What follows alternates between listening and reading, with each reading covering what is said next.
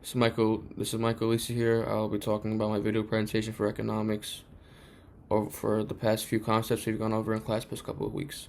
So first, you have one person spending another person's income. Basically, money comes in, money comes out. It's like a cycle. You go to a place of business and you use your own money to buy things from them. They will use that money for either themselves, personal use, or they might put it back into the business, paying off employees, rents for that place of business, buying more inventory, products, marketing, etc. So a consumer makes a purchase. For example, I'm in the process of starting my own clothing line business. So if you go to a place of business that sells clothes, you go and you buy a shirt or a hoodie. They might use that money to get more prints done, put more money into the business for marketing expenses, for social media growth or use, stuff like that. Then the money spent by the consumer becomes revenue. You use that as profit, and things like that. You use this revenue to pay my workers, as well as suppliers with T-shirts and hoodies for other goods. And it's like a cycle. It's like a circle. It just keep flowing and flowing. It keeps going and going. Doesn't really stop. It comes in, it comes out, stuff like that.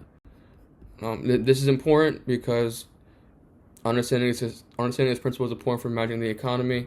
You keep having money come in, you keep growing money, so you can maintain stability over the process of the economy growing and going down. Central banks use this concept to use policy to stimulate the economy during downturns by encouraging spending. It also explains how economic slideshows can worsen.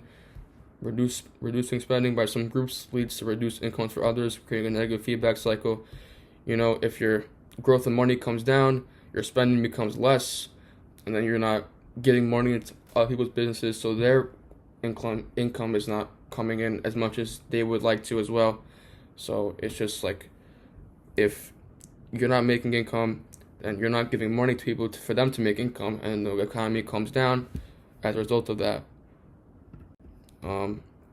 Opportunity cost refers to potential profit. So basically, this is you making a choice. Either you choose one thing or another.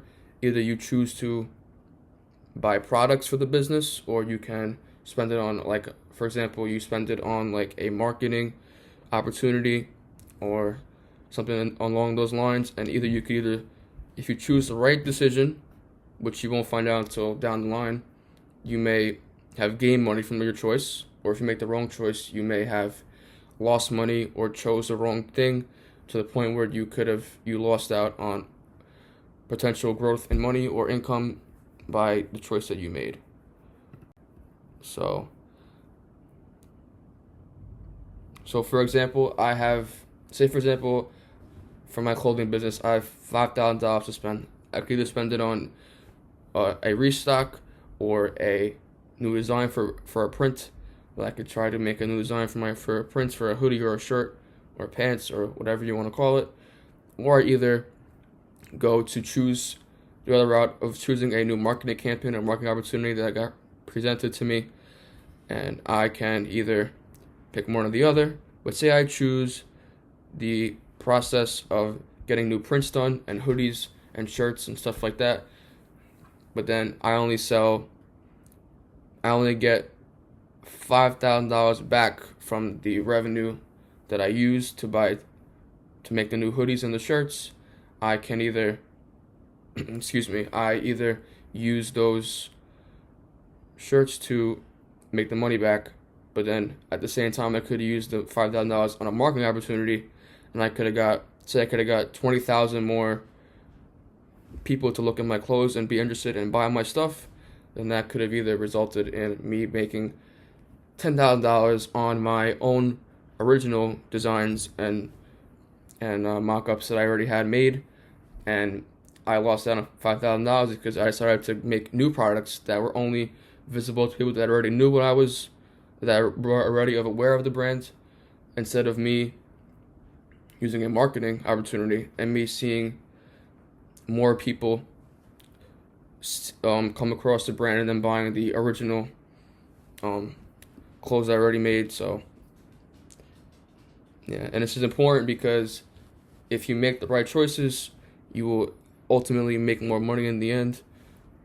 So, and also there are incentives. Incentives are basically a reward, or that motivates you as a business owner, or can motivate your employees, people that are involved in your business, and it basically.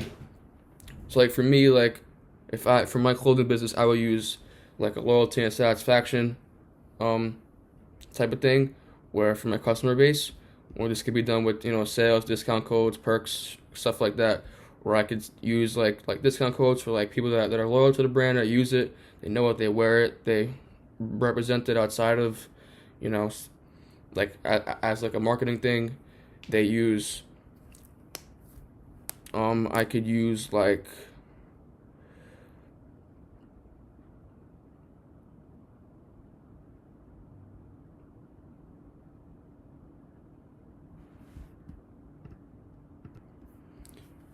I can use this to where my company's employees can be more motivated and interested and engaged in the business by me providing them with special perks, give them discount codes, and if they keep performing for me and giving me more product ideas and more flow, revenue flow into our website and our business in general, more marketing ideas, more presenting to me more ideas and things that I could do to take action to proceed my business to potentially grow in the future, then they will be rewarded with like private sales, free merch, um, sale prices drops for them, and stuff like that.